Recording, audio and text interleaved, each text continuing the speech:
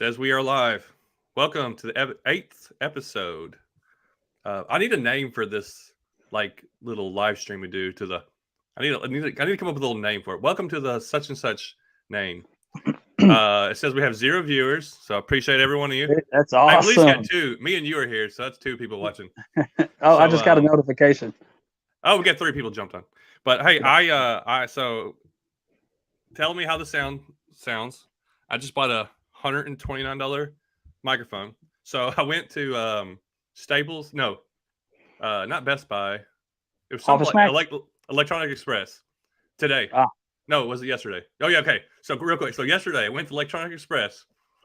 I was like, I need a podcast microphone, and there's like 7 from $100 to like $500. I'm like, what's the difference? I don't know. So I got the $139 one, the black one, so it blends in. I can't even see it. Yeah, I was like, I kind of like that. If I turn around the other way, there's like a light flashing on it, the mute light. But anyways, and these headphones are the ones I bought. They're restricting my head. I feel like I'm overheating. Does it sound weird when you talk, having like that on your head? No, because the audio feeds back into it a little bit. Oh. So I noticed that it does that a little bit, so it kind of offsets it. Heck yeah. So that's kind of cool. But anybody got any questions or comments, go ahead and get them in there. We're going to talk about how fishing friends are bad for you, and kayak tournament, state tournament coming up. We're going to recap our week.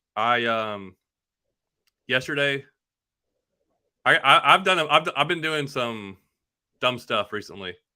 Buying stuff and taking stuff back. And we're going to talk about that in a minute with fishing friends. But so yesterday I went and bought this microphone. I bought a $600 camera. Took it back today.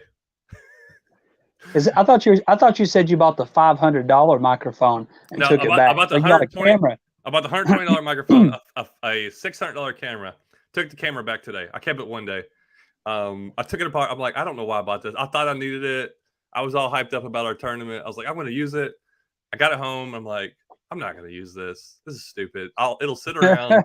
I'll never use it. And I took it back. I fished with cameraman Ron. I don't know if you know who he is. He came up from Florida, and we went out. He brought his boat up. We went out fishing for like 5 hours and caught 2 fish. So I don't know if that's any indication of how my fishing is, or just the changing of the season. I think it was a rough day out there. I haven't fished a lot. I've gone a couple places and not been fishing, not been catching a lot of fish. You've probably got 9 videos ready to upload. Only 5. I ain't fished much, but only like 4 days this week. Yeah, I fished a little bit this week, but it's already slowing down. I've already slowed down where I've gone out a couple times, and usually it's like, oh, that's gonna be an easy video, and I'll come back like, man, I can't use that. That's like, I got 1 or 2 fish. I don't see how you do it, man. If I got like 2 videos to edit or something, I'm just like, man, trying to get one done now before we leave tomorrow, and then it's like panic mode, doing everything else. I posted one yesterday. I got one ready to go for this week, and I've got one halfway edited. I've actually I haven't been into. I've been really thinking about this tournament where I'm like, I haven't really been focusing on like editing, so I may only have like one vid or 2 videos this week, where I usually always do 3 videos, and then next week I don't know what I'm gonna do. I should get back to working hard next week, hopefully. This week we got a state tournament about to leave tomorrow. We're gonna talk about that. Next week I don't have anything, I don't think. And then the week after that I start basketball practice at the latest. So like I really don't have a lot left, and I'm gonna be fishing. Practice. I'm gonna be fishing all winter. I think that's what I'm gonna do. Just fish. It's gonna be cold, but I may have to come up. Well, every time I came up there in the winter, we don't catch anything. It's always horrible. I'll go up there and fish, but it's hard because I usually don't have a half a day, and I got to get back for basketball practice. So you need to come down right after state, maybe the weekend after. I think we're going to do a float, 4 or 5 of us, but right now it's really good. I mean, I won the classic this weekend with a 19 and a half, 19 and a quarter, 19 and a quarter. Other guys caught fish too, but you still got first. Like Well, I had 7 inches. Daniel Lyons caught some good fish, but he had, what did he have? 60 inches? No, hold on. I think 60 or 70 inches. I had 76 or something like that. Yeah, I had 76. He had 70, and he got second. So they had a few 16s or 15s where I had like everything was 18, 19 and bigger. So it's fishing good, dude, for real. Yeah, like certain areas. Like I've already gone to some of my smaller rivers that I like the small places I go to, and dude, the fish have already I couldn't get anything. I went to one. Really? I waited too late. It's a place I love to go. It's real shallow and clear, and you can catch fish in the summertime. You'll catch some, but I hadn't gone there all year. I'm like, I gotta get it, and I went there. Was it Friday? Last Friday. It was hot. It got 80 that day, like a really hot day. For it's been cold, and I caught 2 fish. Saw fish, couldn't get any bites. They were already shut down. But like some of the bigger rivers are still biting good. Makes you wonder how it's going to be this weekend.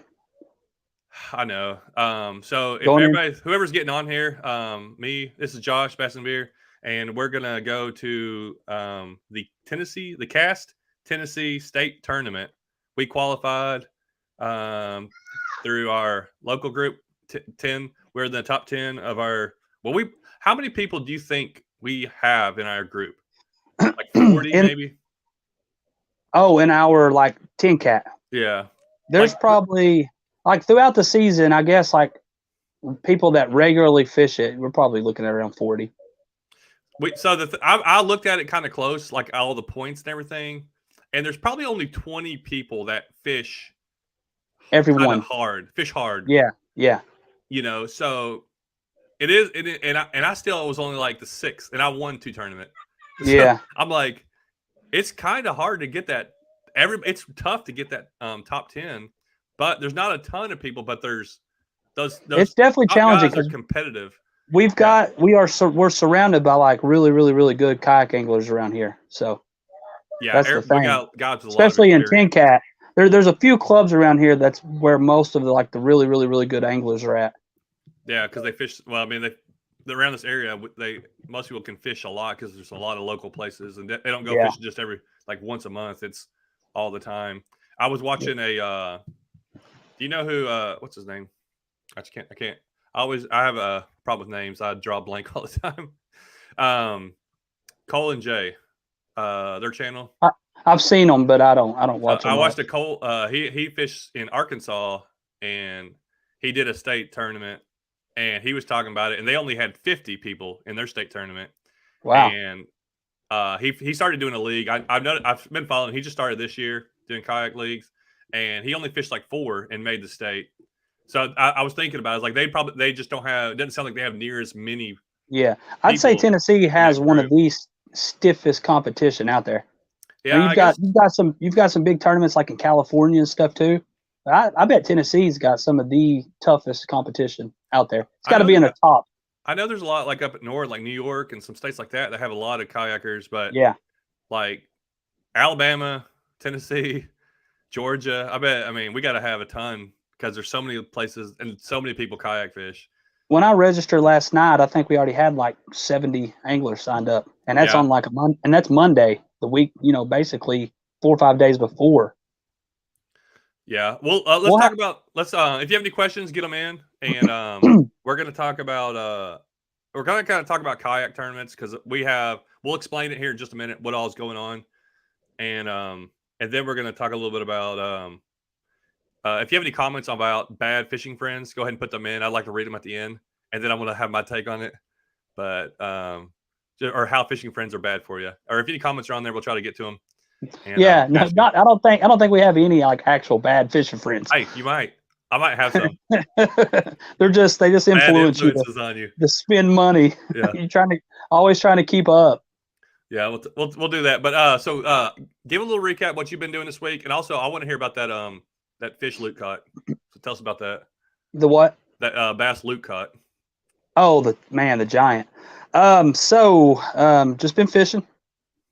We done it kind of worked out perfect too. If we're talking tournaments too, so went over. We've been fishing tournaments. We had our 10 Cat Classic and stuff like that, and just wanted to have some fun and just get out and have fish. and me and my buddy Chris Franklin decided to float the river.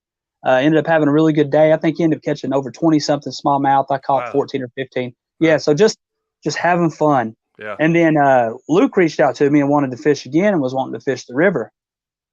So we decided to go over there and float and found a couple bigger fish. Like same numbers. We caught a lot of fish, 15, 16 fish, but I ended up catching a 19 and a quarter that day, which was a good fish. That was nice. Yeah. And at the end of the day, we're floating down through there. It's like 3 o'clock in the afternoon, 2 o'clock, middle of the day, and I started throwing top water, and they were biting it. I remember hauling back there saying, Luke, throw some top water, And then I heard him yell, 10 minutes later, like, one of those, how it is when you catch a big fish, like a yelp, of excitement. And he was like, I got a big one. Well, didn't realize how big it was. I paddled back up there, and he pulled it out, and it was 22 and a quarter inches long, which is the biggest smallmouth I've ever seen, especially on that river tail. I've seen some big ones. And he weighed it, and it was like 5.5 pounds. I can only imagine what that fish weighed back in, like, say, March. Yeah. That's probably a 6 I knew it was over 5 pounder. pounds when he said 22, because the body was still filled out pretty decent.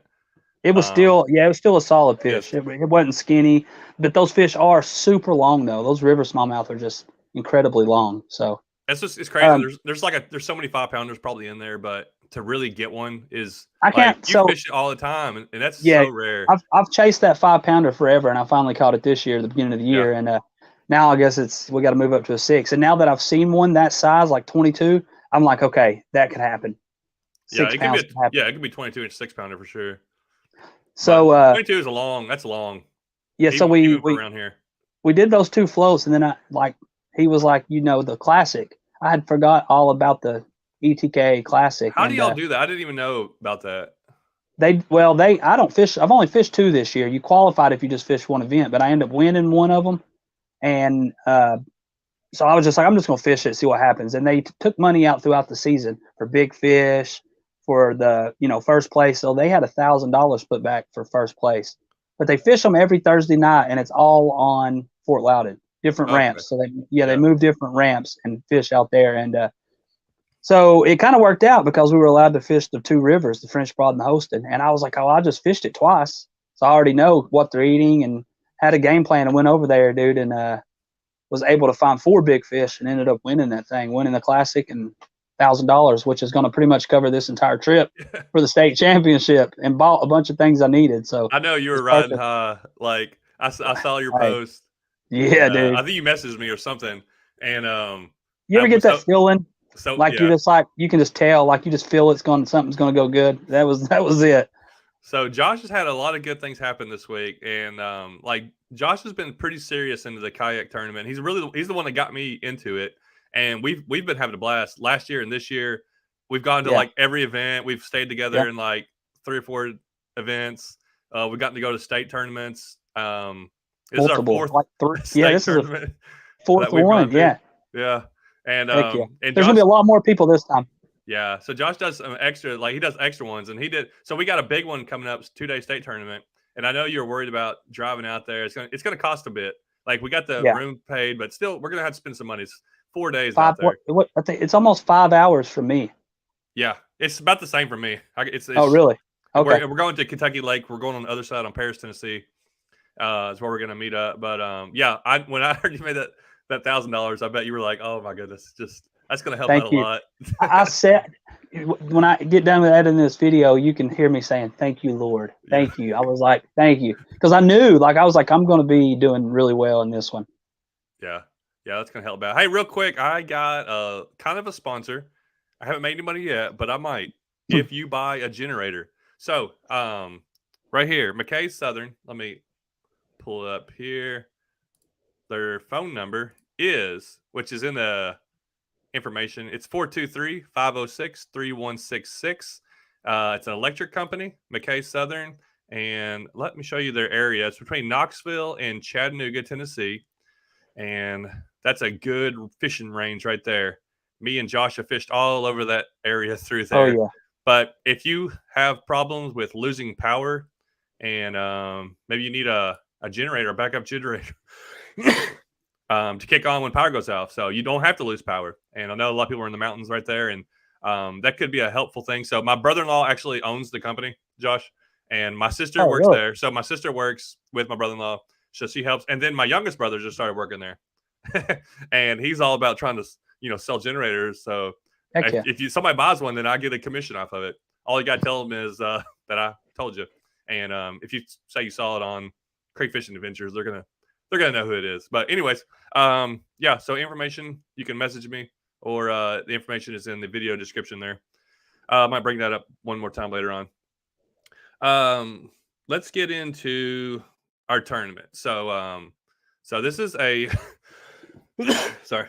So this is our second state tournament. So if y'all been watching, we both did one, and I was the one that I ended up getting sixth out of the Bass Nation, and it had 100 and something people in it. This one's going to be pretty much the same thing. Probably a lot of the same guys, you think, or is it? Yeah. So you've got all the main guys in each club that you see all the time. Obviously, they do this, they compete a lot. So you're going to see all those guys, but there's definitely going to be a lot of new faces. I'd say half the field will be new people, because each year you've always got those main guys that fish heavy that are trying to qualify for these things. They're going to be there, but then you've always got that. Like, look at us this year. We've got a lot of different guys. Yeah, you got Gary, you've got Luke. Franklin's qualified before, but he's had things come up. But he's going to be there with us this year for the first, for this one, for the cast. I was just kind of talking about like the same guys in the Bass Nation in the cast tournament. Oh yeah. A lot of people qualified for Bass through different ways that they didn't qualify for this one. Now, me and you qualified through we qualified through the both way, like for both of them through our group, right? Like how we were able to fish both of them. You froze up on me. Bash is frozen over here. Sorry, he'll get back on there in a minute. And hold on, let me remove him. Get off there. I'll watch it so he comes back on. So we qualified. This one's going to be 100 and there's going to be 100 something people. It's this one. So last one was on Chickamauga Lake, which I actually live pretty close to Chickamauga Lake, and I'm somewhat familiar with it. And Josh, you're still freezing. So I kind of had some kind of understanding. So this tournament is on Kentucky Lake. Never fished on it before. Okay, you're moving again. My Wi-Fi cut out. I don't know why, so I just turned it off. I think the biggest difference is like, and probably for you too, like we both fished on Chickamauga. You never do good there, but you're familiar. I did better. I did do better last time. Yeah, I know you. Well, I mean, it's just like it's one of those things. Like some places, just you never know how you're going to do on any lake. It's not my cup of tea. But we're going to Kentucky Lake, which is another giant lake, and never put a kayak in there. I think I have been on a boat out there before, like when I was a teenager. So really, I got some experience. I basically know the place. Like, no, just kidding. I don't. I have to look and see. I don't even know exactly where the boundaries are, and I don't even know how far I want to go, because if our check-in's in Paris, like you can, if you want to get to like the Kentucky side, like say over to Cadiz. I used to do a lot of heating air work in Cadiz. All my Cadiz people out there, Cadiz, Herndon, all you people over there on the upper part of Kentucky Lake. I used to fix a lot of. I've never even heard of those places. There's some backwoods, a lot of Amish, a lot of cornfields. Anybody that's on the I had my comments turned off. Anybody that's on here from that area, I can't pull the comments up. I can't pull the comments up on my phone without it just covering the entire screen. It's kind of annoying. So I can't hardly even see them. Nobody's commenting anymore. I think they bailed on us. But anyways, anybody knows anything about Kentucky Lake? Love to hear a little bit about it. But hey, give me what your thoughts are and what's your plan. So we fish Friday, Saturday. What are you doing? Man, I have not even done any studying. So I'm gonna head down tomorrow. I'm heading down tomorrow. I don't even know if I'm gonna be down there early enough to even drive around and look. My buddy Franklin is gonna go down early tomorrow. He's looking around. I done talked to him. I was like, hey, can I tag along with you? Obviously I'm not gonna fish right next to you.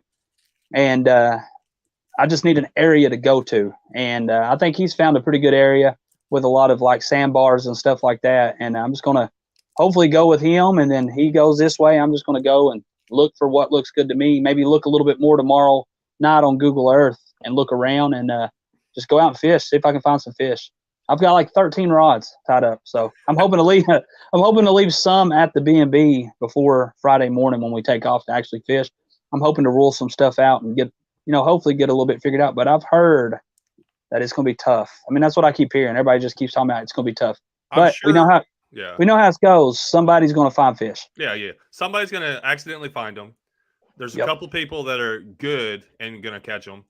And then the rest of us are just going to grind it out. And that's about how every tournament goes. You know how it is. So it's, somebody's going to kill it. Somebody's going to have 90 inches, and then 10th place is going to be 20 inches off that. And that's the way it was on Chickamauga. I was 6th and I was 20 inches away from first place. Like, that's a big difference. Insane. Yeah. Do you know what it's going to pay out for this one? Have you seen anything? Do you have it? 4,000 or 5,000? I don't know. I'd say it'd probably be 4,000 or 5,000. I guess 3, 4, 5. I'm not sure. I was going to look on there, and so let me read what we're going to do. It's just so if people are interested in how these state tournaments go. So there's a bunch of rules that you have to read, and I think they're a little bit different than ours. So we got to check in Thursday night if you want to. You can do it virtual. We're showing up Friday morning, so we have to be at Paris Landing Marina Friday morning for a board check. We can get in our kayaks at 10:30. We can start fishing at 11. We're fishing 11 a.m. to 7 p.m. Friday. You got to turn everything in. Go get something to eat, or I mean, we'll probably have some food or something. Yeah, they may have food there. I'll talk about. Well, so we our group is actually paying for us a house to stay in, so we don't have to pay unless the snoring gets too bad. So we should be good on like housing. Did not have to spend money on that. They're going to have some food for us too, so they'll save us some little money. That's really nice of them. I mean, we paid for it. It's our fees and stuff. It's like the government when you get your taxes back. Like, thanks for giving me my money back. Like, you paid that money. You feel special. So we're getting our taxes back. They're going to pay for our room and going to buy some food for us and stuff like that. So that's Friday. Saturday, you can get in your kayaks at 5 and you can start fishing at 6 a.m. 6 a.m. to 4 p.m. Is that 10 hours? What time does it get daylight down there? Because it don't get daylight till about 7:30 here. Well, they're on a different time zone, so that's what I was wondering. Yeah, it'll be central. Central, and so it should be 6:30 if it's 7:30 here. But that's 10 hours to fish. There's a dinner. Oh, they're gonna have a dinner at 6 o'clock. At the check-in. Cast rules apply. I got to go look at the cast rules and see. Pretty much everything the same as what we do now. You can use electric motors. So on my last tournament, the Teleco tournament, I got out and waded up a creek. I don't know if you saw it. You probably don't watch my videos. I know how it is. Just joking. So I got out and waded up a creek and caught fish. And I had a lot of people were like, you're not allowed to do that. You're not allowed to, wade up a creek. That's illegal. And I said, yeah, in some rules it is. And I think in cast, you're not allowed to.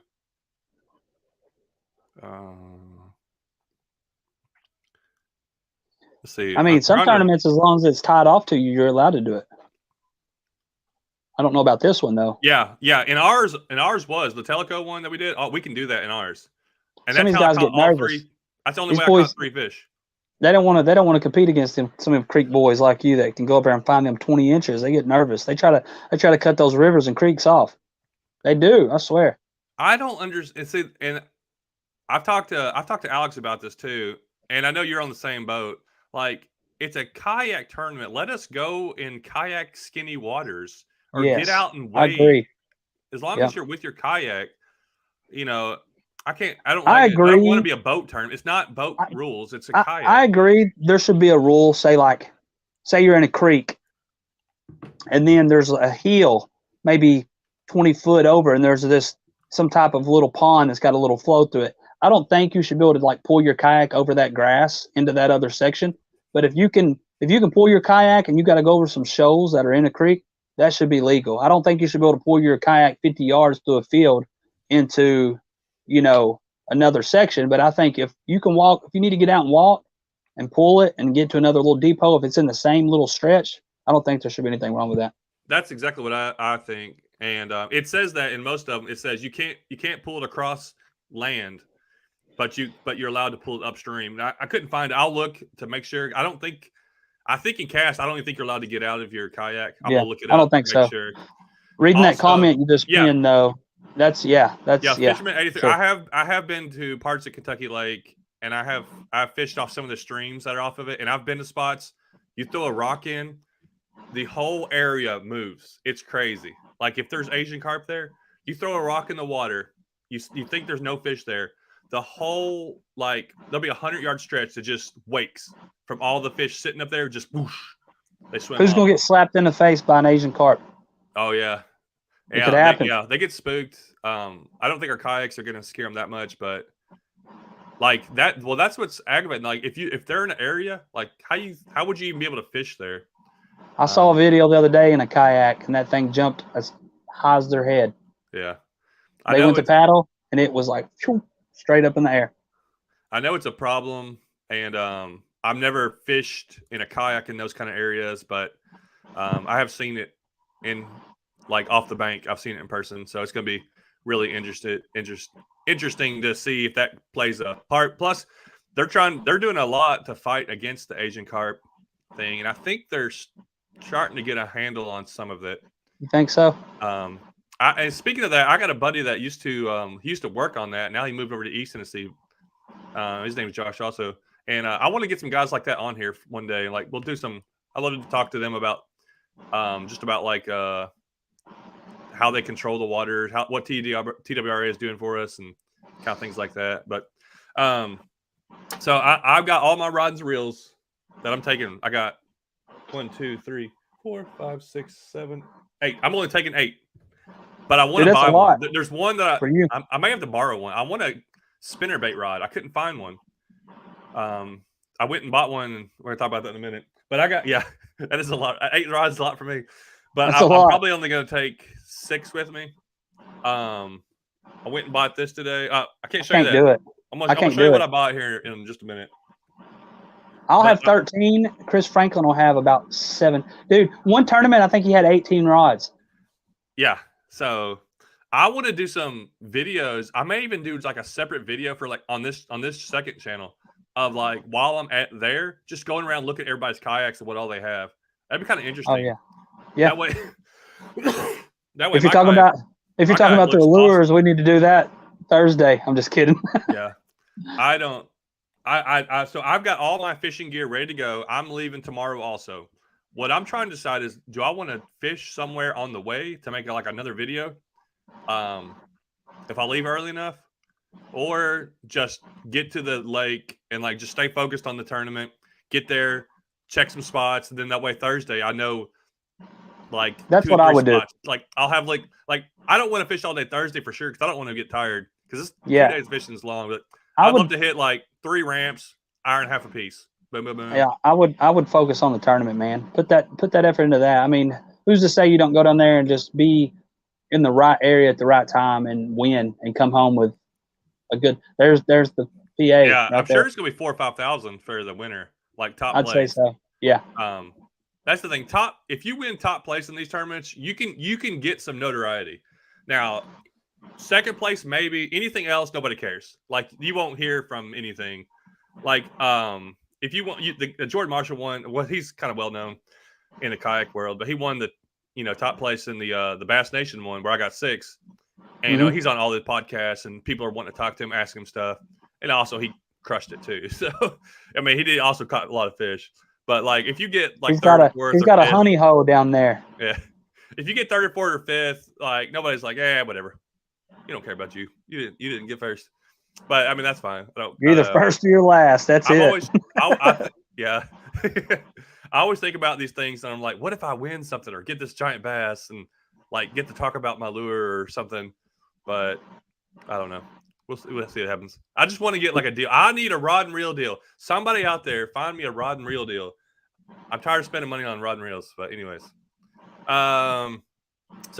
all I gotta do is get my clothes ready to go tomorrow. I gotta finish up a couple things for YouTube. That way, I have a video scheduled out, and I'm getting in the truck. I gotta load up my kayak. But I got. What time are you leaving? I don't know.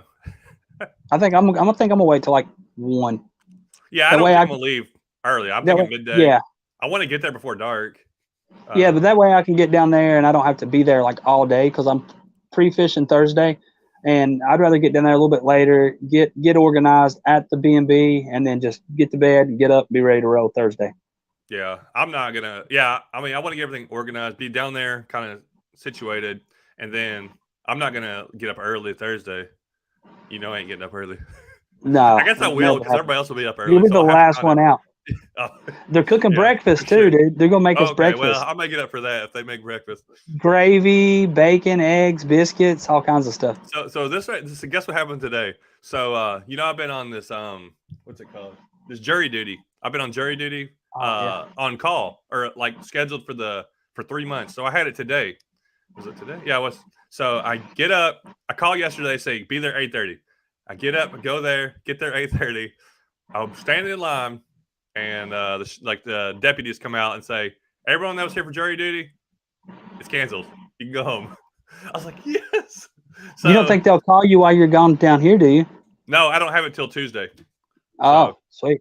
So I'm scheduled for next Tuesday also, which it could get canceled, but I have to be available. So that's why I got to make sure I'll get back Monday at the latest, but I'll probably get back Sunday, I'm sure. Yeah, because I think the thing is like real early Sunday, so we'll probably be back, midday Sunday. Yeah. Last year we had a check-in Sunday, and I was like 20 something. I was like 25th or 30th. So I wasn't close. So I was like, we have to be here. Now I'm going home. So I don't like that how they have a check-in Sunday morning. I wish they. Dude, I know. Get it over Saturday night. Like, I don't then know. we could leave and be home and then be good to go. Yeah, I'd rather drive home, get home at midnight or 1 or 2, and stay a whole nother night. Yeah, but yeah, that's one thing I don't understand. I don't understand how they do it. Also, real quick, let's talk about this before we talk about our bad friends. This tournament is 5 fish total. So 2 days of fishing, your biggest 5 fish total for both days. It's not 5 and 5. I'm pretty sure it is. I haven't read it, but I think it was. I haven't looked either. Yeah, I didn't know. I got to make sure. But this is the way it was last year. So I'm sure it probably is. But if it is that way, do you like that or not like that? You get 5 total fish. I like it. I like it going in. I like it going all the way till the end. Yeah. Yeah, I like going into a new lake, because if you go in say you got 5 fish this day, 5 fish this day. If you go in the first day and it's awful, you've pretty much lost the tournament, because somebody's going to catch them. And if they find them on day 1, a lot of times they find them on day 2, so it's over. If you go in on day 1 and you don't do good, you got another day to make it up. Dude, I love that. It gives you a kind of like a second chance. I don't like it because I like catching small fish. I keep my head down, dude, and I grind like the entire time. So I always, like, in my mind, until it's over, I'm usually like, that bite could come. So I just keep my head down and just cast. It does keep you in it all, like, till the end, because you could catch 3 fish in a row. You come across a place and catch 3 17s, and that's the difference. And at any moment, you catch them in 5 minutes, But our tournament Bass Nation, there was a couple of guys that had caught 2 fish and just left. Or I think a bunch of guys did. I know Gary did, and probably a bunch of other guys did, because there wasn't a lot of guys at the very end. And yeah, I can see how just that's I was 7th, so I was like excited. I needed 1 more fish. On day 2, and that would have moved me up about 6 places. It would have put me in about 12th place, 13th place if I would have caught 1 more fish. I think Daniel got, was it 13th, and Luke got like 12th or something like that. Yeah, they both finished up there, and we could have had like everybody in half of us in top 15. You know what killed me was, remember there was a bass boat tournament that went out Friday night out of my ramp and fished that area, and then I went out the next day and caught 4 keepers. Couldn't find a 5th fish. Hooks and 2 lips. Hooks and 2 lips. The white spinnerbait was all that I get anything to bite yesterday. I definitely plan on throwing a spinnerbait. I'm really trying to find a spinnerbait rod. So Yep. I got a crankbait set up because I definitely plan on throwing a crankbait. So I kind of lean towards a crankbait more in the winter, or like as it gets colder, and a spinnerbait. And spinnerbait, especially in new places I don't know anything about. I want to throw things I can cover grass and just cover water. And I feel like spinnerbaits get good. I mean, they catch small ones, but they can catch you good ones for sure. I have I'll confidence. definitely have a spinnerbait in my hand, maybe a jackhammer too. Especially if somewhere new, and I'm just like, I don't know what I'm doing. I'm just throwing. I'll have a spinnerbait, and if the water's murky, which I think the water is going to be murkier than our normal water is. Well, it's going to rain down there Thursday too. It's showing thunderstorms Thursday.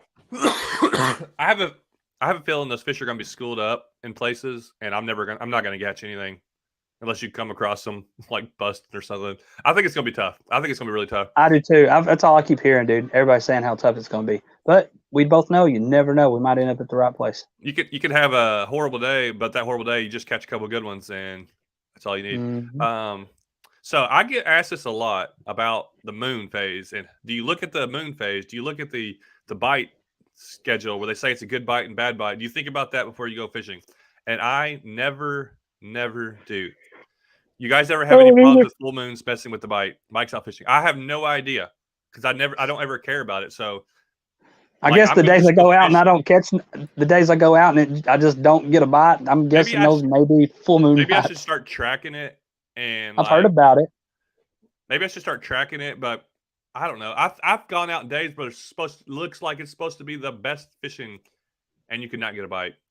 But I've also gone places where I can go to rivers and wear them out, and then you go to a lake, can't get a bite, or you go to certain parts of the lake and they're biting, but they're not biting on another part of the lake.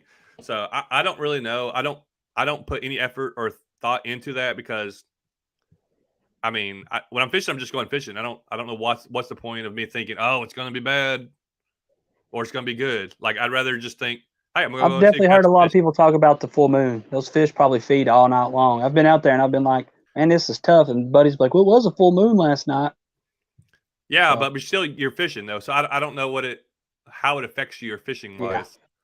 Like if I knew, I mean, if it's a day that looks good and I'm like got a free day and I'm like got this trip planned out, I'm going fishing, and then I'm like I look on my phone, it's like, oh, there was a full moon last night. I'm not going. I can't. I'm going fishing. I'm still going to go fishing. Yeah, I'll just throw a Ned rig or a drop shot. Like in our tournaments, if we're like, oh, they're probably biting at night. Like, well, we can only fish when we can fish. Yeah. You know, so I don't know. It may give you a little bit more confidence if you thought one way or the other. But anyway, all right. I need some questions here. We got 28 people watching. Don't you drop off. I saw you about to click off there. Just kidding. No, I'm trying to look at the chat. I was talking to a person that was watching. They were about to click off. Anyways, how do fishing friends affect your life? So I got a couple things to share. And I have a lot of fishing friends. And it has definitely affected me in a good way and a bad way. Josh has got me into kayak fishing. But Josh talks about having 13 rods, and I'm over here taking 8 rods. I'm thinking, man, I need more fishing poles to take. I need more rods. So this is what I bought today. Woo! That's right. I'm fancy. $189 Corrado. What's the DC? Everybody talks about the DC. Is that the one above this? That's the one or below this? Yeah, that's the one with the little digital chip, you know. Like I got the SLX DC, the one that makes the little whistling noise. That old John B kind of made popular through YouTube. The SLX, they're not, I looked at an SLX, it was $99, but it may be a different. Yeah. Corrados, dude, I love my Corrados. Anyways, I've got 2 of them. They're amazing. So I bought this and I had them put 12-pound fluorocarbon on it, and that's going to be my crankbait rod. And I put it on the a Dobbins crankbait rod. It's actually made for that. And so $189 reel. That's the most expensive reel I've ever bought. Just did it. And you're gonna love it. You're gonna love it. I would have never bought that reel if I wasn't in a kayak tournament because I would never use that in like anywhere else. I mean, just because I really only bought it just because I thought I'll be throwing a crankbait a lot, which we probably will. I probably will be throwing a crankbait. I think so. At this place. I've got a couple on. It's something I'm also trying to learn about and actually get better at. I know it can be really good. Here's a question real quick. John, why not go with a Cast King bait caster? Because I didn't see it at the store. And yeah, Cast King sent me a few things for free, but I haven't reached out. Cast King has Cast King has sent me some reels too. I've used them. I still got them. I've got 2 Cast King reels that they sent me 2 years ago. Really good reels, but like there is a difference. There is. Well, yeah, period. This right here, I bought. This is a Shimano is like top of the line for like reels. That thing is so smooth. You won't hear the bearings. Yeah, I wanted to buy something I knew was good because I'm not a very good bait caster, and I wanted something like good quality. Those things are amazing. Those things are like butter. So smooth. I got a rod sitting over there. I bought today that I'm taking back tomorrow. I bought a cast. I thought I was going to use it for a spinnerbait. I bought a 610 medium heavy crankbait rod, and I think the tip's too fast. I think it's too stiff. But actually, I got it home and I actually have one. That's another brand. So it's $120. I'm gonna take it back. I got carried away here recently, and a lot of times I'll see people buy stuff, but like this rod right here is the most expensive rod I ever bought, and it's also Shimano. Which one? That's a good one. I've got that one in the. Oh yeah, the Zodius. It was $209. So John, whenever I won the online AOI like a year or two ago, they gave me the Shimano Zodius casting rod with the Corrado. That's one of my Corrados I have now. But once I got that for the first time, that's when I was like, whoa, those Corrados are incredible. Yeah, those things are great. Yeah, so I bought that. And I want to buy a Vanford reel, which is like $229 reel, but I have the Nasi, which is like $99. So dude, I was thinking about it, and I was thinking, and that's why I titled the video tonight about how fishing friends are bad. Like my buddy Chris, he lives like 15 minutes away. Catfishing Chris and Aaron and Tyler Reed Angling, and a couple of guys like. I've like watched them and I pay attention to what they use and a lot of stuff, and sometimes I'll see the things and I'm like, how much is that? And they're like, oh, this is $300 rod. I'm like, what? But I know, hey, Reed Angling, that dude, he drops that cheddar on that stuff, dude. I ain't seen him post a video in a long time. I haven't noticed. It's been months and months and months and months and months, but when I would watch a video every once in a while, dude, I'm like, that dude spends some money. He's got some nice stuff. Here's a good comment. Are fishing friends bad? Absolutely not. I learned from their mistakes. Yes, that is a good thing.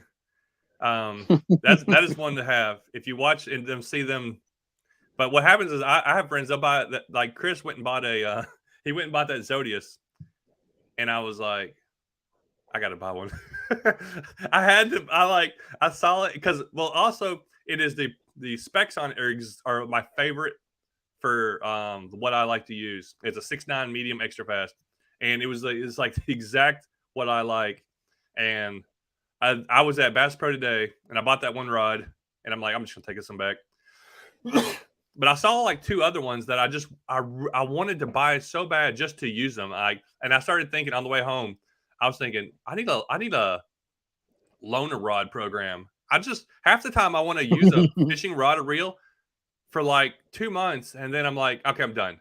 I just want to use it to try it out. Like I couldn't do that. Some kind of system. Like I'm too rough. I'm too rough on them. I don't. That one you gave me, I got a loose from you a while back. That thing, I broke it. Yeah, it's broke. It's done. Well, I may have another one. I'll give you one over here. But bring it. I was kidding. Yeah. I also thought this would be really cool to do is if you had if you had a group of friends and you have like a Facebook say a Facebook group or something, and any kind of fishing gear you put on there for sale or trade. Like maybe you buy a rod. Like I do this all the time. I buy way too much stuff, but I'll see something I really want. I'll buy it. Think that it's what I need, and then after 2 months, I'm like, I don't like the way this feels, or I don't like the way I thought this was going to work. And it may be $100, $150, $200 stuff. You can, that's a lot of money just to sit around. Like I have some sitting around that are like $100. I'm like, that's $300, $400, $500 sitting there that I never use. Yeah. Yeah. And I'm like, I need some kind of way to like have it, like trade them in. I just want to trade them for something different to try. Like, like have some friends that you just like post like, hey, got this on there. I'll take, see. I'm like, 75% I'm the opposite. value or trade. I never have enough money to buy all that stuff, so I literally, the rods I've got, I use them. The reels I got, I use them. Every lure that I own, every crankbait, every spinnerbait, it's all on my kayak. I don't have a bunch of stuff stored in the house in a garage with thousands of dollars worth of lures. It's everything I own is on my kayak, and then it goes with me every trip. You know, if I lose something, I'll replace it. I bet I don't have like 17, crankbaits that are Fritz sides. I don't have 17 rock crawlers. I've got 4 or 5 of each. And I mean, I just don't go out and just buy a ton of stuff. Every rod I have, they all have a purpose, and I use every single one of them. I don't have them sitting. So I just don't ever have if I had, made 150, 200,000 a year, I'd probably have a big garage full of stuff. I just don't. So when I first started YouTube, and like I fished a little bit, didn't fish a hardcore. I mean, I fished, but I didn't like fish all the time. And I had like one tackle box, and that was all the lures I had. And then I had like 4 or 5 rod and reels. And that's all I had fishing wise total in the world. I would see these people like in their garage on a video, and there's like, their background, and there's like 7 of these. I'm like, who does that? I had no idea people did that. Like I thought that was ridiculous. Now I do have a lot of gear now because I have a deal with the company. That's the only reason I have a ton. If it wasn't for that, I would have like 1 tote full of gear. Because I lose it. If I have a lot, I'm gonna lose it or something. Or I'll just go buy it. All my whenever I stuff. need something new, let me run by Walmart and buy a couple of things. But so reading that Scott's says, comment, what do you think? What do you feel is the best length rod for kayak fishing? I like a little bit longer. If I had to design my perfect rods for like wade fishing, bank fishing to kayak fishing, I would add a couple inches for kayak fishing. 7 foot, 7 foot's fine. You don't have to get anything. But like, I don't think shorter rods are better in kayak fishing, because in kayak you can lose a lot of leverage because you're moving. I used to use a 6.6 a ton, and I love my 6.6 spinning rods. But I've noticed when I've got into kayaking, I love a 6.9 or 7 foot a little bit better. It gives me a little more leverage. So me, I don't ever keep up with that. I have everything. I've used 6.6. I think the one I got from you that lose was like a 6.6 or something. I've got that, and then I'll be throwing a 7.6 this weekend. Giant, heavy 7.6.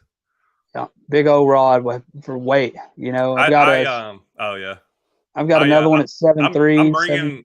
I'm bringing my 7.3 Dobbins is a heavy, and just because like for a frog, I never can figure out a frog bite, but say I come across it, I'm like, I got the rod for it, or something like that. Here's another question or a comment. Buy a Vanford, dude. I got a couple. You'll love it. I know I'll love it. That's why I haven't bought one. Super light and cast amazing. Great line management. Plus, it would match the Zodius perfectly. Yeah, I know. But the Vanford's $230. And yes, I can write this stuff off on my taxes, but that doesn't mean it's free. I still have to pay for it. I still have a lot, but I will eventually buy a Vanford. I'll work my way up to that. I just $189 is the most expensive reel ever bought. Just bought it today. Before that was like $129. And whenever I go over $100 for a rod or reel, I just feel like wow, they're getting me. It always hurts. But you definitely can feel the difference. Like everybody that I know that's got a Vanford says it's amazing. And I love my spinning reels, so it's a testimony to my perseverance that I haven't bought one yet.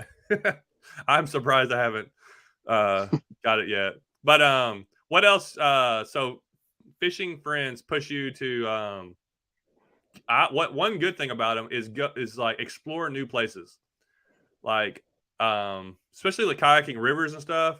I probably would never kayak in a river especially in the wintertime. If I hadn't seen you do it, and I saw how confident, like comfortable you were, Yeah. and I'm like, you know what, that looks okay. Like I may Is start it trying to do stuff confidence like or is that, it stupidity? or that. Yeah, Maybe it's like sometimes. mixed down the middle. Yeah, I've floated that river, man, when it's dangerous by myself in like January, February, and had somebody pick me up. Like I mean, like full pool, but I I'm always gonna do that. catch big smallmouth during the wintertime, Yeah. like big uns. I like people that push me. I need to be pushed. Like I hate being I like being comfortable, but I need to be like challenged. And that's what Yeah, these kayak tournaments do to me. I would never have fished kayak tournaments, but I'm like, I need that little bit of push, need that challenge to try a little harder, work a little harder. we're doing it for sure this weekend. Do We're what? gonna be challenged. We're definitely gonna be Oh my challenged this goodness. weekend and stuff. I Going in new to, I mean, yeah. it's gonna be crazy. I'm afraid to put I'm also afraid to put too much effort into this weekend because I feel like I'm just gonna be like I'm gonna get like 50th. I'll be like 50 out of 100. I'm just like right in the middle, and I'm like, I went here, did all I'm this. I'm at least gonna give $100. it 100%. That way, if I Yeah. do that, then I'll be like, whatever. I did my best. No, if It you just, try too hard, then you just get aggravated, and you're like, yeah, I'm but going home. I'm just leaving. we know we're going in fishing against guys that like live there and fish it all the time. But you, like I said, you never know when you're going to stumble across the right place. It could happen to any of us. It could happen. Scott, the Shimano has the anti-reverse on it, right? It's a bait caster. I don't know. Don't they all have anti-reverse? Open it And up. Let's see it. Can we see it? it's on my. Oh, it's already on a rod. I'm ready. I'm ready over here. He's like, dude, I'm leaving in the I morning. got all my stuff ready to go. I'm leaving in the morning. All I gotta do is get my clothes Oh, packed. Ooh. yeah, looks nice. But this Mine rod's used to look like that. nice and clean. This rod's a Dobbins. It's the Maverick series, and I think it's a newer one. But it's helpful for idiots like me that they put their like names on what the rod's for. It's a 705 CB, a crankbait rod, and it's a medium heavy, moderate, fast action. Yeah, So it is you know pretty what? moderate. Like I'm not used to a moderate action, but it's a little different. But I got What 12-pound gear mono. ratio did I you went go out with? and cast. Do what? A 7.4 What to gear? 1. Okay. I went out and cast in the backyard for like 10 minutes with it. So I haven't even cast in the water yet. So I gotta go. Yeah, I got my practice in.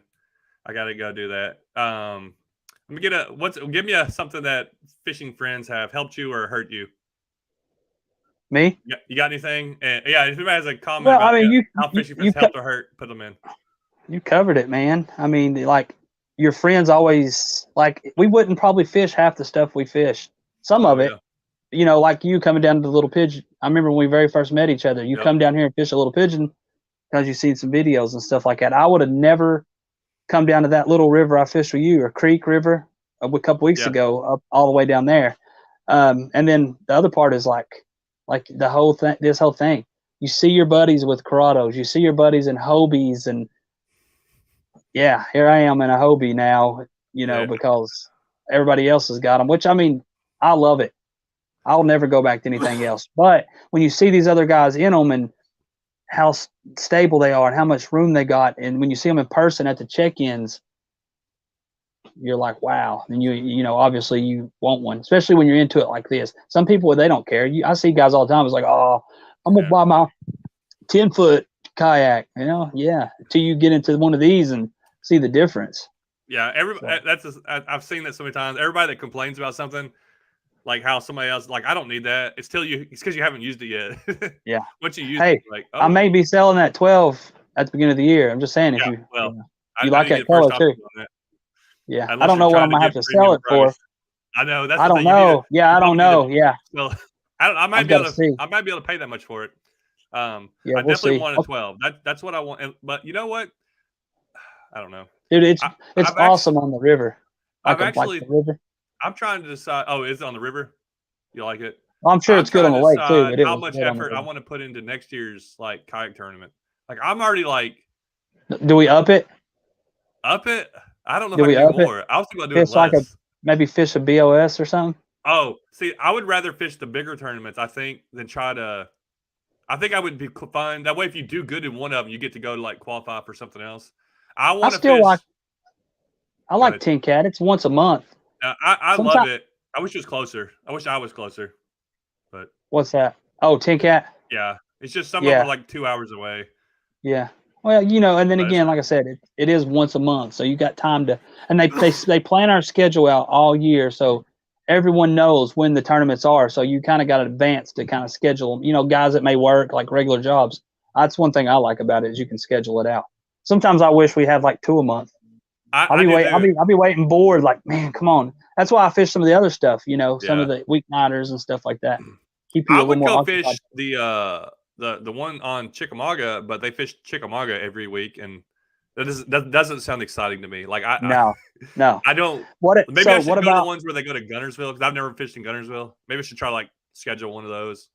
since we've already paid our dues and stuff with Bass Nation since we fished the state championship? What do you think about fishing the one down on Del Hollow in December? Dude, I'll do it. I'll look it up. We may have a little bit of insight too. Down there. Old Mr. Reed angling there. Yeah, I know it's hard. I'm gonna actually look that up. So there's another thing about these kayak tournaments. I don't know any other tournaments. Like I never know when these other tournaments are. So it's a Bass Nation one. It's December 3rd. Yep, Tennessee Bass Nation. Is that a Saturday? And that'll be the last one we can fish this year. Where we paid for our Tennessee Bass Nation state or the dues. We had to pay the $15 or the $30, whatever it was, 30. Yeah. It'll cover us for that one. So I'll look at that. I have to look at my basketball schedule. I haven't got it yet. We may have a tournament that weekend. Like that's why I had to miss a couple last year. We had tournaments on the weekends, and I couldn't fish a couple of them. But I would love to do. I want to do a Bass Nation, and I want to do a Hobie. Like I want to just experience them. I want to say I fished in one of them. I don't have to do. We definitely need to keep an eye out on the Hobie ones because they sell out so dang fast. Some of them, especially do, if there's one. I think they're going to get one's kind of close. Yeah, I think they're going to get more and more popular. But so fishing friends have cost me a lot of money. I've gotten to do things I've never done before. I got to meet people I've never would have met.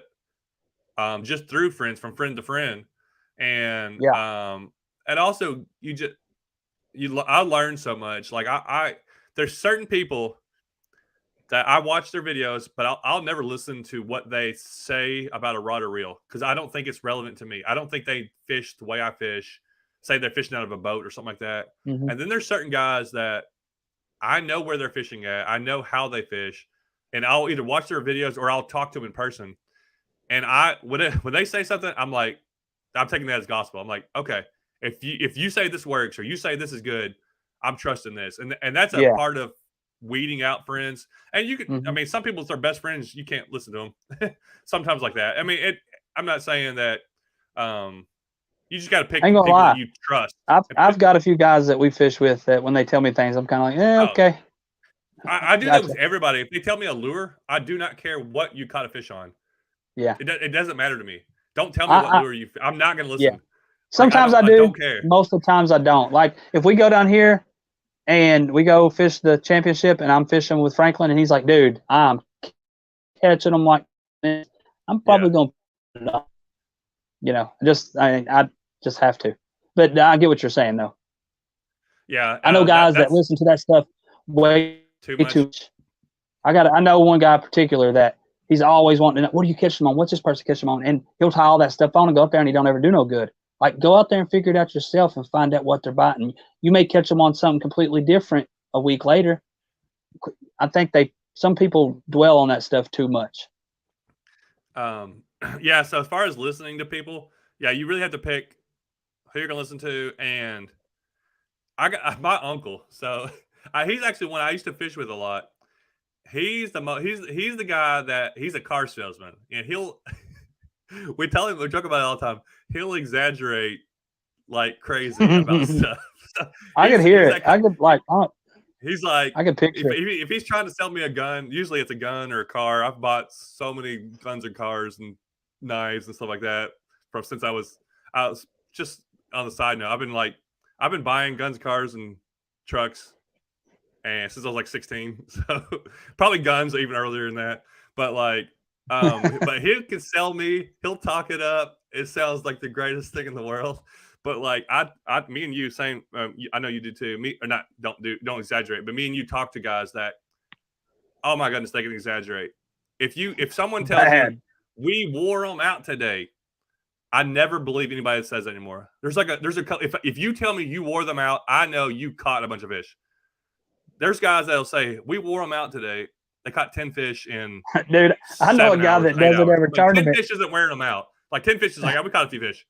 Yeah, man, I lost at least 3 20s. I had an 18 come up, and I watched him fight and jump out of the water, and he was probably 4.5. Dude, I know somebody that does that every single tournament. I'm like, dude, you come 3 fish instead of 5, but you hooked into so many.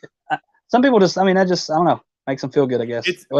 I've done it, and I catch myself, and I'm like, oh man, I just kind of way over exaggerated that, or the way it sounded. And we can't exaggerate. We got videos to show it. I know, that's why I like. Yeah. But I've thought to myself, I go fish the video. I'm like, dude, I probably caught 30 fish. I go back and watch the video. I'm like, dude, I only caught 15. Yeah, like I still a good day, but that's not. Yeah. 30. 15 is, who is it? I was listening to somebody's podcast. I think it's Andrew. What's his name? He's got the, I forget. I can't think. Someone out here knows. Not Andrew somebody. He's got a podcast out of Indiana. I think it's Indiana. No, it's Ohio. He's in Ohio. And he says, I think it was him. I might be mixing this all up, but he's like, anybody that says they caught 50, they're lying. Or they only caught 20 or something like that. No, maybe it was a Smalley talk. I listened to a bunch of these little podcasts, and it's a good thing to do when you're traveling. There's a bunch of people do podcasts. It. And I don't know a lot of them, but there's a lot of good fishing podcasts to listen to. But I'll be on there and I'll listen to one. And I think it was Smalley talk, and he was like, every time somebody says they caught 50, they only caught 20 or something. It was something like that. And I was like, dude, that's exactly true. Like once you catch over 12, 15 fish, you don't know how many fish you caught.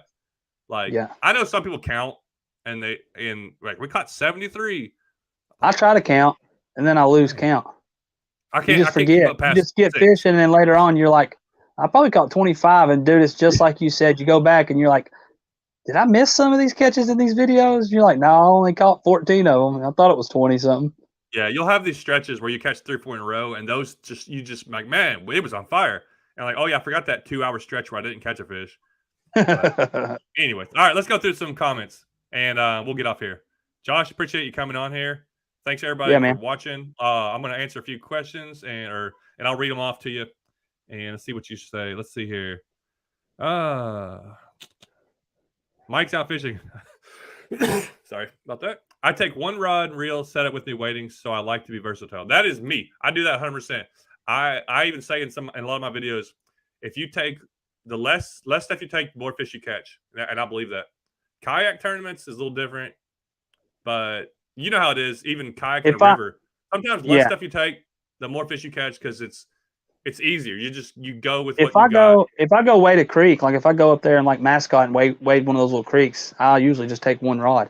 I mean, you can't hold more than that. Yeah, and it just makes things simpler.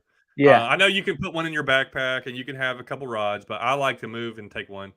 Scott said, I've been using the 7-foot St. Croix Mojo bass rods. I like the shorter handle. I looked at those today at Bass Pro. I still haven't bought one yet. They do have a nice short handle. I like a smaller handle, especially for kayaks, so it didn't hit your life jacket and stuff. Sometimes those long handle ones get on my nerves. Let's see here. What's up, Logan? That local? Do it. What's that local company here in Tennessee that makes those rods everybody uses? They've got the red handles. Gosh. Cashy? No. My cousin Bubba's went and bought all of them. He's got all Corrado DCs, and then he's got those rods. They're made here. They had them at the fishing show.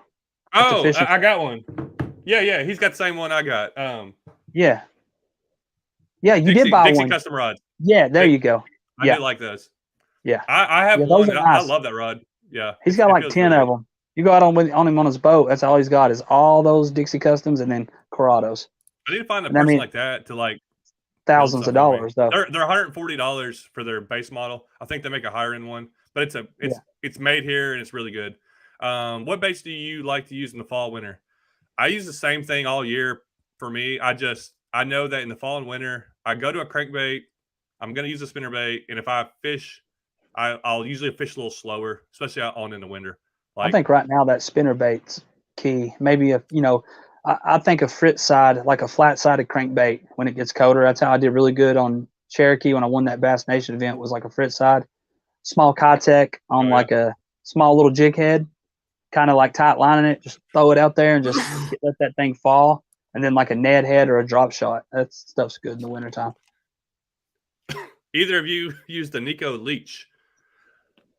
That's going to be you, John. I don't know. You use the Nico stuff. I've never used Nico hardly much. I know that Brian, Creek Crawler, he likes it.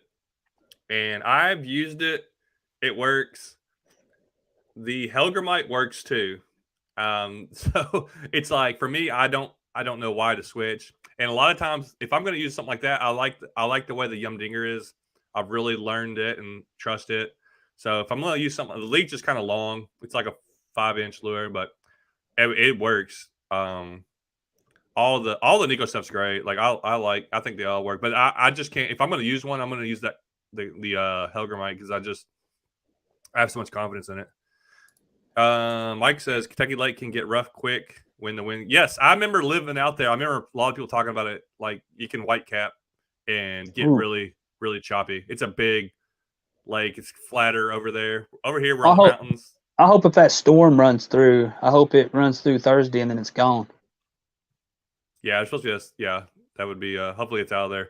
Tony, yes, I did. I actually talked to Tank when I was there, and he spooled my reel up with the mono on it. And he's a great guy. I love Fishtails. If you are in Cleveland, Tennessee area, if you've never been to Fishtails, you got to go by there. We have actually, Josh, we have an awesome like local tackle store. We got a lot of stuff, and it's not too far from Chickamauga, so a lot of guys come there. We got all kinds of big swim baits. They got tons of. It's a really good like local tackle store. It's got everything. Yeah. It's actually really nice. How close is it to your house? 20 minutes away. It's on the other side of town. I just got to go across town. Yeah. It's not very far. Let's see here. Oh yeah. I haven't tried the Nar out, but I would love to try it. So Tony says he just bought the Nar because of his fishing buddy. Yeah. The Jackson Nar, have you seen that? I think that's the one Gary just got. Pedal drive. That's what Gary just got. Yeah, is it? Gary. Okay, I definitely want to try it out. He got the Nar? I thought he got something else. Okay. I definitely want to see that. So. Well, they did one and kind of copied it. I wouldn't say copied it. I guess they kind of made it more like the size of the Hobie. It's like 14 foot. It's wide. It's got rod holders and stuff in it. Yeah. So Gary, when he got on with River Sports, that's what they put him in. He had another Jackson pedal drive, but they put him in that. Okay. If people are interested, I'm just throwing this out there because I like to just throw out random things that I'm thinking about. Whenever we go to our kayak tournament this weekend, I'm meeting up with. There's gonna be like 10 guys, and I want to try to get. Dude, I want to try to get a handful of guys to like go over their setup and like talk about it. That would be really cool.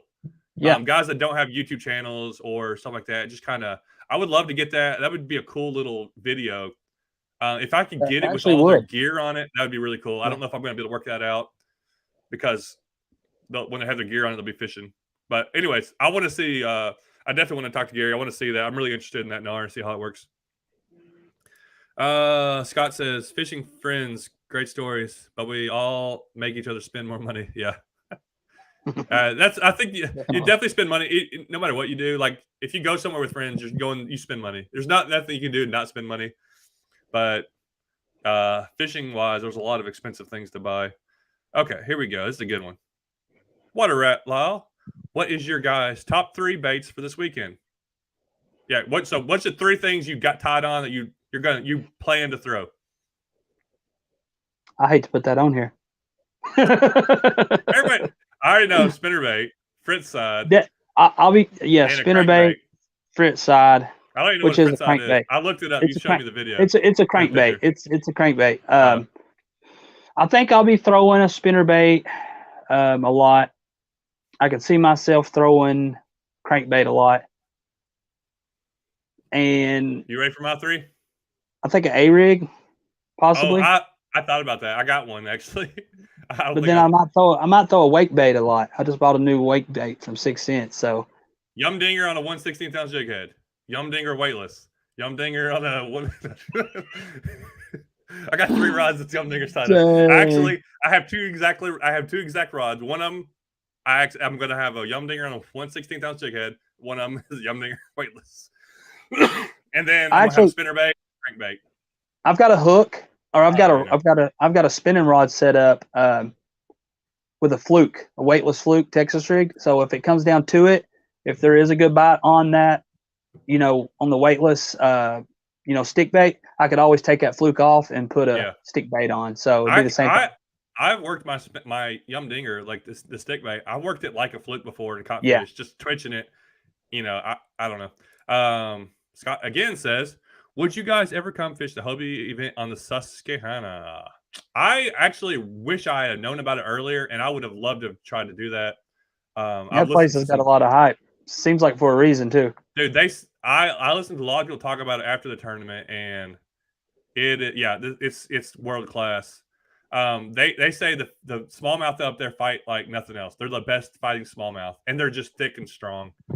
And there's a lot of them. Maybe if they have another event weird there river next system. year. Do what?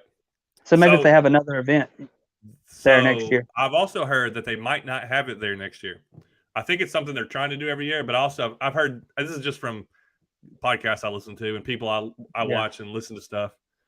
John, I feel like am I a little close to this microphone? Sorry about that. Thank you guys for taking time and chatting with us. I feel like I'm talking to celebrities. Wow. You're a celebrity to us. One. I'm trying to point over there. There it is. There he is. It's an honor that anybody would sit here and listen to us. I think we would do his if we didn't have anybody talking. It's actually, I didn't even want to do this as a podcast. I just want to talk for Josh for an hour. So I just want to talk, and I want to learn. On a podcast? Yeah. Oh, we're live. Did you know we're live? Oh yeah. Oh. And I'm recording this. I was just stealing your lure ideas, so I know what to use in the tournament. Let's see here. Reed had a. Oh, he did. I know that Tyler went up in Fishdale Hollow with a buddy recently. I saw that. I actually messaged him like 3 days ago. I said, "Hey, you fishing tomorrow?" And like 3 hours later, he responded, and I was already like halfway back home because I was driving through his area. I was just trying to find somewhere to fish. Seriously, we really do need. If we decide to fish that in December, we should probably get on. Say, hey, dude. I'll talk to you this week about it, and I'll definitely try to do it. But yeah, I'll check out his. He hasn't been fishing a lot, but Tyler Reed Angling. That's what John Bubba Johnson's talking about. He has a. What up, John Bubba Johnson? John Bubba Johnson. That's a YouTube name right there. You start making videos, and that's taking off. He's got a fish aquarium. He got some long ear in it. It's pretty cool. He built a little fish tank. Let's see here. Another John. I'm in PA, Pennsylvania. Never made it to Susquehanna. I'm really close to Delaware River. Snakeheads. Oh, the snakeheads have killed the smallmouth population. I want to catch a snakehead. That's something I've never caught that I really want to catch. I know some people that fish up that way catch them and stuff. Let's see here. A couple more. And any guy questions, I'm going to go through him. Once I get done, we're going to end it. Unless Josh has more to talk about. Got more to talk about? I got more packing. Yeah. More packing to do. I'm not doing anything else tonight. I'm going to. I'm not either. I've got a bunch of clothes in there in the washer. Because you got to think, we're in this weird transition, going from every event we went to this year, we took shorts and sandals. Now we're going into something where it may be in the 40s and a jacket. I forgot about that. You're right. I forgot about socks and boots and stuff. So it's a little different. I don't have a coat. I think I threw it away because it was all. I remember it ripped up last year. I looked in my closet. I have one jacket and that's it. So I went to Bass Pro today. I was going to buy a coat. Couldn't find one that I liked. and I wanted to get one that's kind of a raincoat, but I found a hoodie. So I got like 2 hoodies, a jacket. We'll make it happen. Tony, good thing about guys, some of us that film, when we go out and say we wore them out, we can prove it. Yeah. Or that's the day my camera messed up. Man, I killed it. I caught a 24-incher, but my camera messed up. Yeah. We also measure them a lot too, and that's why I like to measure them either length or weight. So I'm like, yeah, I caught 5 5-pounders. You know, actually, I have it on video, and they're only 3 or something like that. Yeah. But yeah, video definitely helps. Even taking pictures, like I put pictures on Instagram. I caught that 5-pound, 5-ounce spotted bass, and I put it on Instagram, and it doesn't look big. You can't tell if it's a 4-pounder or a 5-pounder. But when I caught that 9-pounder a couple years ago, and I sent it to Bubba, you were not convincing him that was 9 pounds. He's like, dude, he was like, no, it's not. He's like, that's a normal fish, because the way I was holding it. And when I took a picture of it on the board and sent him a bit, then he was like, whoa, dude. That's the best way to take pictures. I try to make sure I take pictures like that now just to show. But like I've seen the picture of that fish, and it looks big, but I know that if I was there in person, it would look twice as big as it does in the picture. Unbelievable. That's part of catching small is. You caught close to that though. You know how big they look in person. You caught one at like 8 pounds, didn't you, or something like that? I got a 7.5 this year. I've caught 2 6s. Okay. One almost 6 just the other day before the pre-fishing tournament. I caught that 5-pound, 12-ounce. That 7.5 looked like a monster, didn't it? Yeah, it looks completely different than like crazy. A regular fish. Everything just like seems so huge. Their eyeballs, their mouths, their lips. So the traveling tackle box I sent to Cole and Jay. They sent to cameraman Ron. Ron sent it to Darcizzle offshore, if you watch that. And she hasn't sent it anywhere because I just talked to Ron about it. So it's stuck right now, but it's supposed to be getting sent out again soon. So check cameraman Ron's video, and you can see what happened to it then if you're trying to follow the traveling tackle box. Well, we appreciate that, HB Stead, Brownstead. Two of my favorite YouTubers. Here we go. I feel like I'm doing something all right whenever. I always lose count of fish as I lose count of beers. Heck yeah. I don't drink, but that's fine. He drinks. Hey, I lose count of my Mountain Dews. I know. You might as well drink. No, I'm just kidding. It's probably worse. It might be. I don't know about that. Oh, so this is so true, and I've experienced this, and I've had lots of practice with this. Whenever one slips the hook, or like you lose a fish or it breaks off, it's always the biggest fish of the day. Yep. That initial pull on a fish, how many times have you hooked into a fish and you think, whoa, it's huge. But then the second pull, you're like, oh, it's not as big as I thought. If that fish comes off on that first pull, you in your mind, you still think it's a giant. That was a giant. I lost one in that trip that we went down that little river. I had one break me off. I remember. I promise you that was a 4-pounder bigger. Well, I said in the video, it was a big fish. Like I thought about it, and I know, like it pulled for long enough to I know that it was a big fish, and I'm like, I wish I'd have got it in, but of course it broke the line because it was the biggest fish of the day. And also it is true, the biggest fish, they can break your line and come off way easier than you think. Like, and that's why I don't know. I mean, they're big. They're not. I had one break my spinnerbait in half. I finally went back. Tonight and watched the footage. It wasn't like it was probably a 18 or 19-inch fish. But I guess where I'd caught so many of them, and I caught several before that were 18 or 19. It was weird because I thought I saw it in person, but when I went back and watched it, so it broke my spinnerbait in half. I seen the part that had the blades on it fly and land over here, and then I saw the fish with the hook in its mouth, and then it broke my line at the knot too. So I don't know if it's where it split that cut my line, but I saw the blades go one way. The fish had the hook in its mouth and the skirt, and then I saw that fish jump. Like 2 minutes later, and it still had the skirt and stuff in its mouth.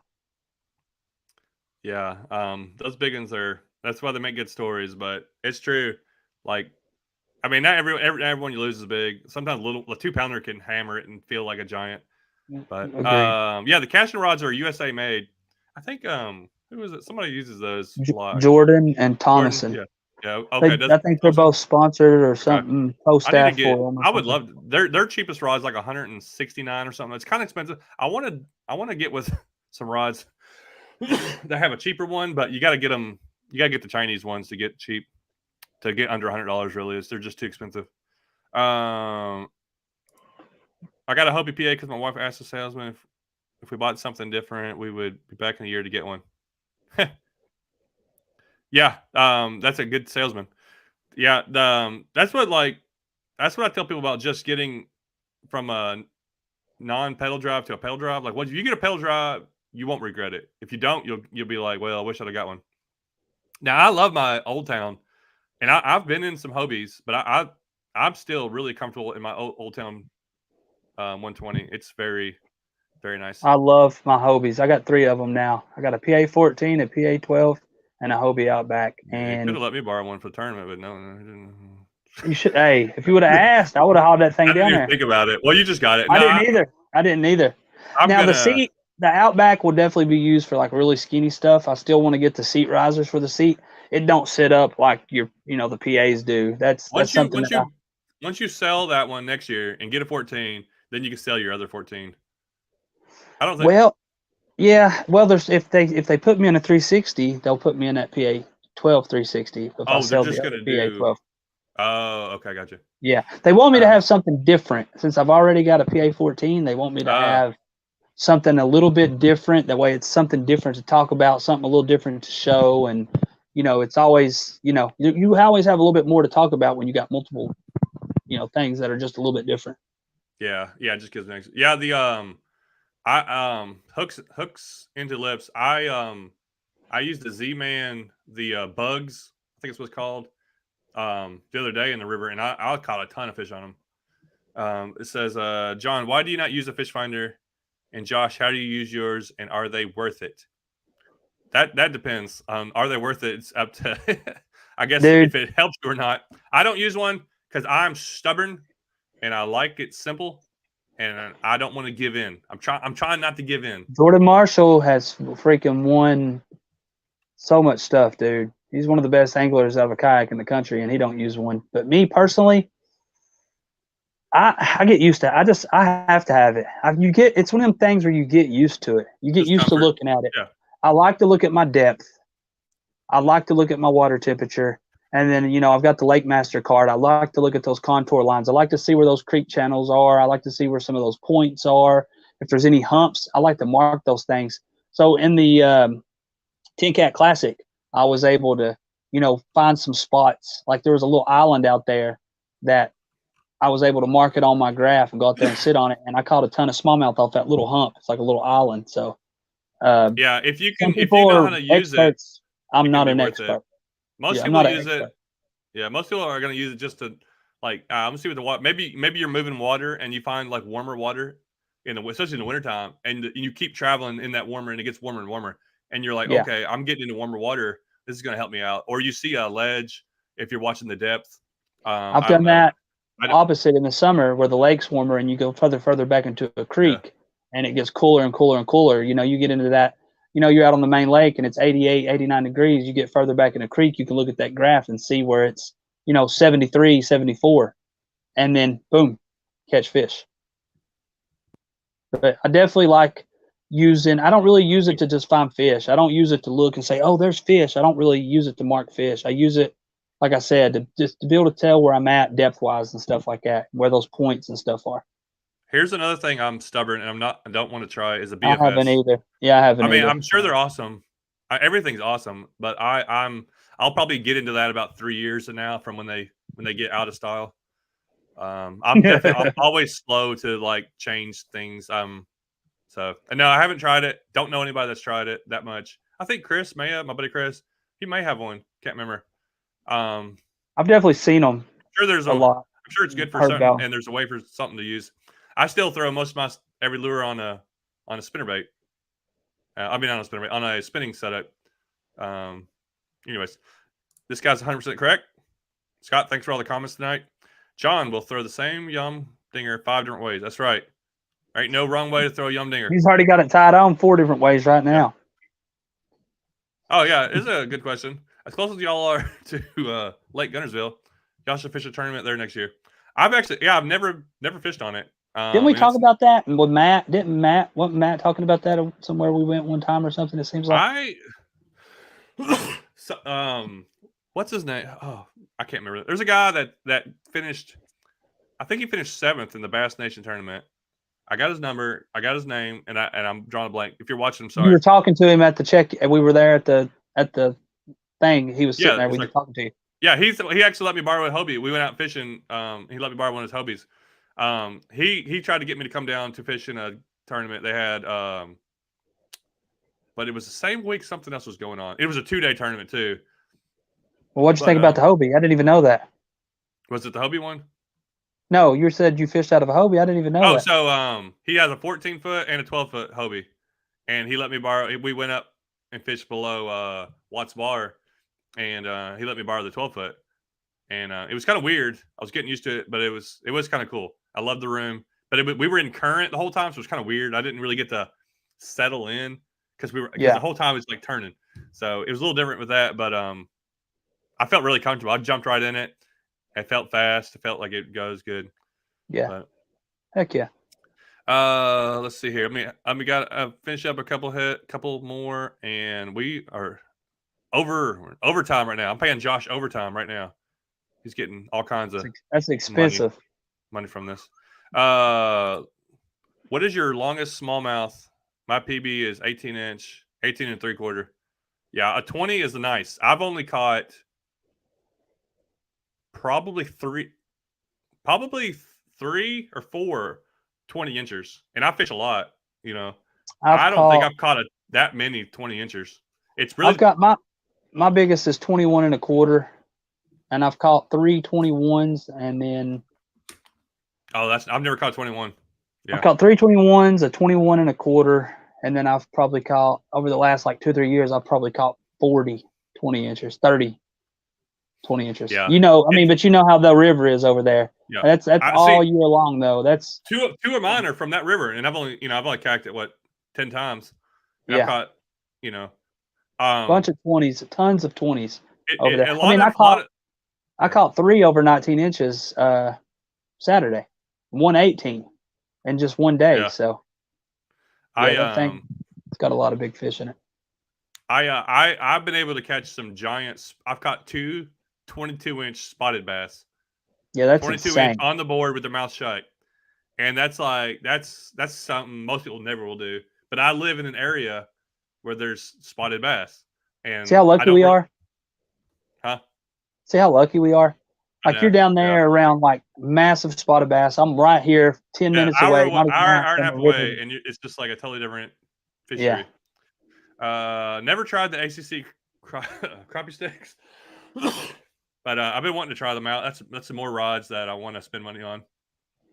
I don't do a ton of crappie fishing. I've got a little crappie rod. I want to try them out for just light fishing, but yeah, I don't really crappie fish. The ultimate fishing tournament would be you two. What? Indiac Angler, Greg Blanchard, and Christine Fisher. Well, I'm coming in last, that's for sure. Yeah. Greg Blanchard does good. I have seen him struggle. He's been struggling lately, but so Christine, did you see his video he just put out? Today or yesterday? I watched it. I did. I think it was today. I watched it this morning. I was hoping he'd make the national tournament because I wanted to meet him down in Knoxville. Yeah. I was like, please make it because I just want to meet Greg Blanchard. We both show up with we just load our kayaks and stuff in the truck so we look like we're like something, and then we walk up like fanboys with a piece of paper and have him sign an autograph. So I don't think Christine Fisher ever has a bad tournament though. She always does good. I never met her either. I'd love to meet her too. And Indiac Angler. Josh, I see him too much. But no, I mean all 3 of those people are her 4 and Ike and Ellie. Yeah. I don't know. I don't keep up with Ike and Ellie. I know who he is, but I don't know. I don't ever watch anything. He like really got into kayak tournaments and stuff, didn't he? Like he transitioned from boat fishing to kayak. He's got a dang Hobie made, freaking signature Hobie. So. Oh really? I know nothing about him. That red PA-14. That's his little signature deal. That's I actually watch all I watch Christine some, Greg Blanchard a lot. Yeah, I Not watched all. I don't watch Greg those Blanchard all the 3. time, but I watch him a lot. And then Indy Yak Angler. I've been watching him for like. He was Yeah. probably like the first kayak person I ever watched because I was getting into the smallmouth stuff over on the river when me and Bubba were fishing out of a jet boat.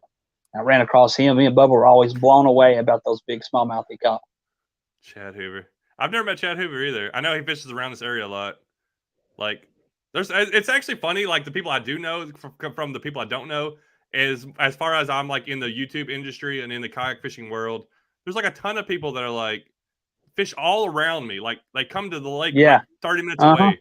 I have never met, but they're like they even like live close to here. Like, Don't Chad Hoover live professional in people. Tennessee somewhere? Yeah, he's in Middle Tennessee. When I went over to the Holston to fish last year, the year before, I seen this truck there that was all like super. I mean, it was a freaking bad truck. It was nice. And I posted a picture of it. Was like, whose truck is this? And several people got on there. Oh, that's Chad Hoover's truck. I didn't realize he was over there fishing with Rudd on the river. I launched after them. Oh, that's right. Yeah, he did. Yeah. My buddy Patrick's met him. I met Fluke Master. That's my claim to fame. He came. This is when I had like this is before I quit YouTube or before I quit my job or maybe right at it. I was like, dang, you quitting YouTube, John? What the heck, dude? I'm quitting for a week to go fish a tournament. He came at and talked at a high school, and I listened. I came to it just to like get a picture with him. This is like 4 years ago. He didn't know who I was or anything. He wouldn't know who I am now. But anyway, who's the most famous fisher person you've met? Have you met anybody? Like I met Alex.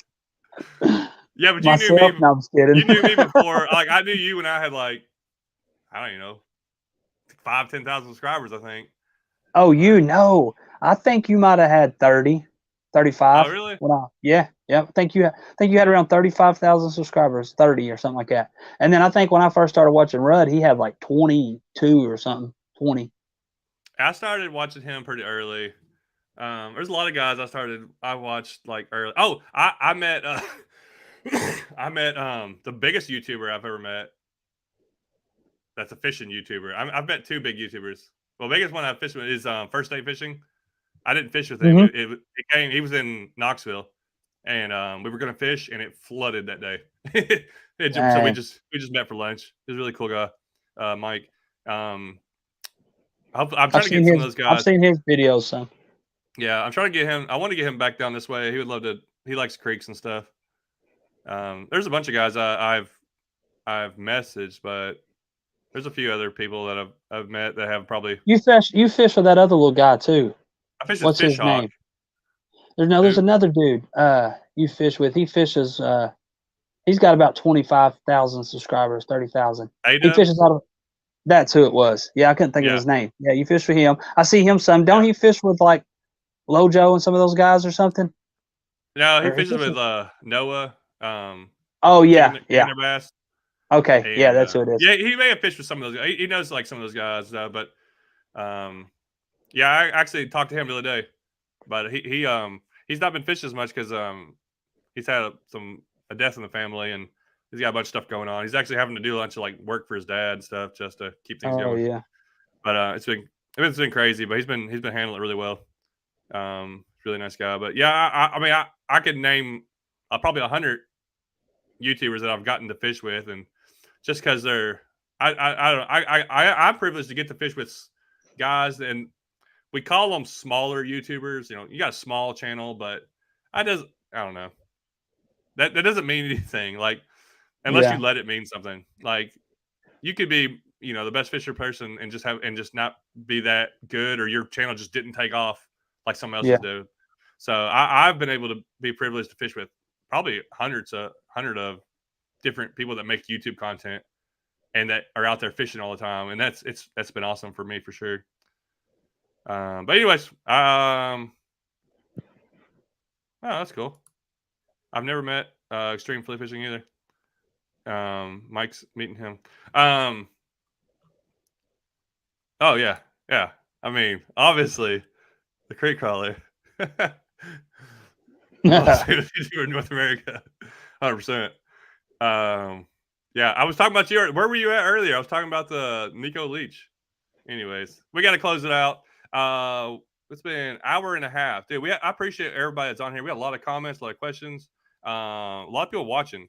If you don't know, this is Josh Bassin Beer, the fish catching monster, just over there slamming smallies every day.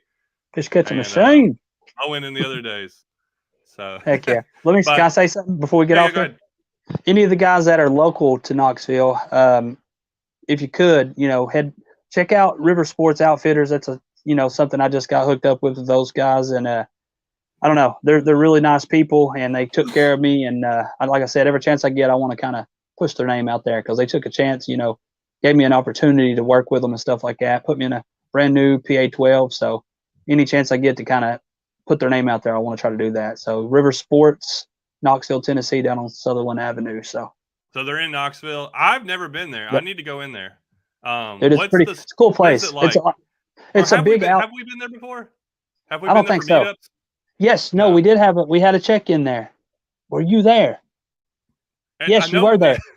We had a check-in in the front. There was a little bar there. There's a little bar, and we had my cousin Bubba fished it. It was last year, I think it was. You were sitting there. I got you on video. I know you were there. Gary sat with us. I remember when he was there. So. Yeah, it was like River Wars. So it's that place, but they sell kayaks. They sell fishing kayaks all the way to like whitewater kayaks, whitewater rafting. They sell mountain bikes. They sell tons of outdoor clothing, tennis shoes, hiking boots. They got a rock climbing wall inside. Wow. It's a really cool place, so you man. Can go there and there's stuff to do there. Like they got an event place. Yeah, and then they've got a little bar in the front too. They probably sell Mountain Dew, and they sell, it's like a little bar in the front. It's obviously a different company, but I think he still owns that section. But it's got like a little pub thing in the front of it. Super cool place.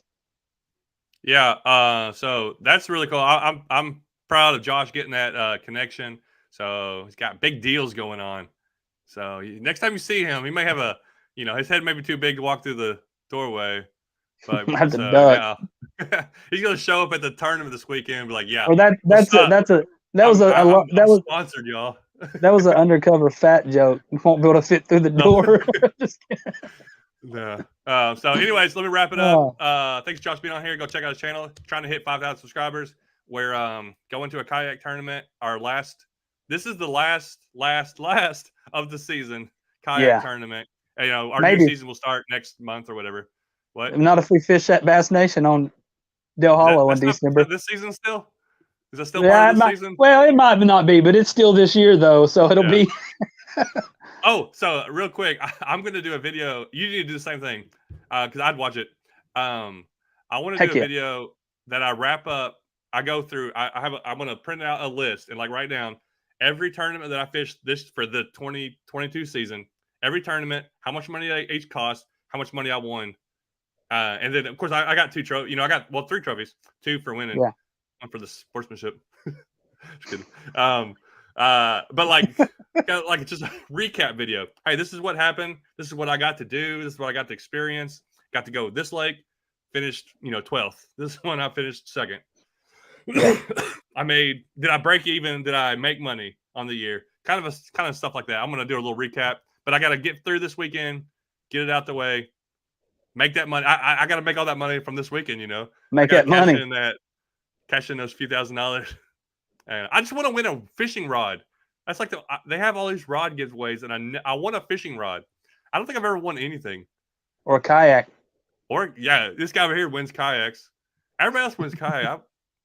Y'all, okay. Anyways, hey Josh, appreciate you coming on here. Everybody, thanks for watching. Thanks for having me on the broadcast. Right. Thanks for watching, everybody.